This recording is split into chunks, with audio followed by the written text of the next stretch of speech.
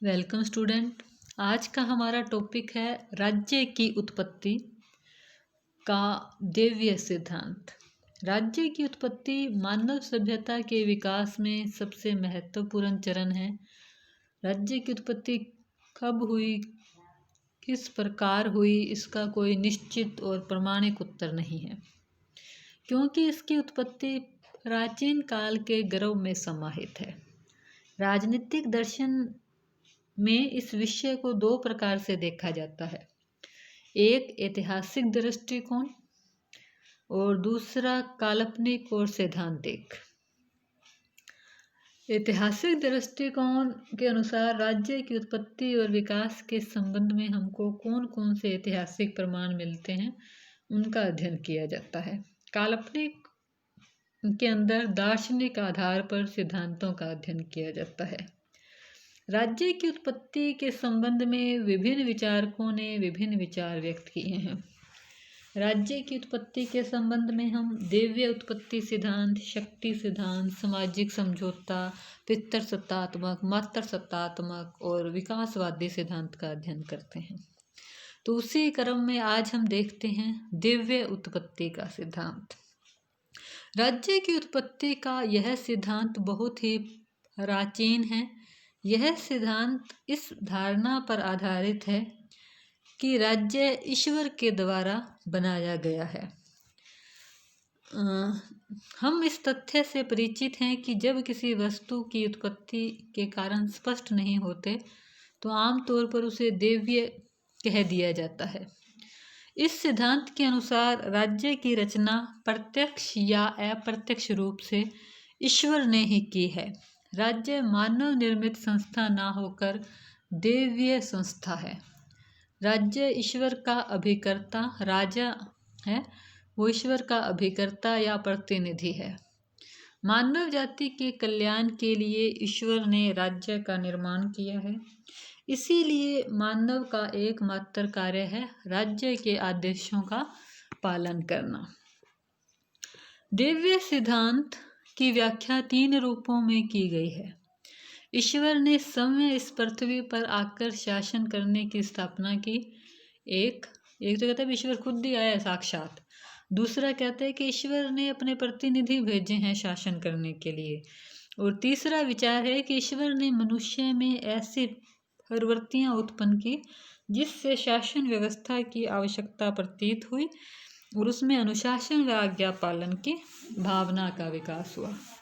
अब हम इस विचार का अगर इतिहास देखें तो राज्य की उत्पत्ति के देवीय सिद्धांत के सर्वप्रथम प्रवर्तक यहूदी हैं।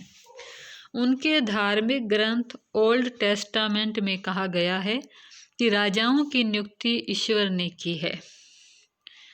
उसके बाद प्लूटार्क के शब्दों में एक नगर की स्थापना भूमि के बिना संभव है, लेकिन ईश्वर के बिना संभव नहीं है। जापान के जो राजा हैं वो अपने को सूर्य पुत्र मानते हैं, तो यह भी ईश्वरीय सिद्धांत का ही प्रतिपादक है। अगर हम इस सिद्धांत को भारतीय वे से देखें तो मनु ने ईश्वरीय राज्य का विचार प्रतिपादित किया है। कौटिल्य भी अपने विचारों में ईश्वर और सामाजिक समझौते दोनों की बात करता है। 16वीं और 17वीं शताब्दी में इस सिद्धांत के आधार पर राजा के देवीय अधिकारों का प्रतिपादन किया गया। रॉबर्ट फिल्मर और इंग्लैंड का राजा जेम्स प्रथम इस सिद्धांत के प्रमुख प्रतिपादकों में थे। ये आपके छोटा क्वेश्चन बन सकता है कि देवीय सिद्धांत के प्रमुख प्रतिपादक कौन हैं, तो रॉबर्ट फिल्मर है।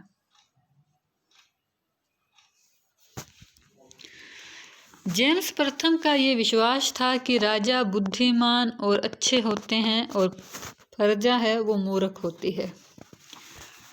और इस सिद्धांत की मान्यता है कि राज्य सत्ता जो राजा है वो ईश्वर के द्वारा नियुक्त होते हैं।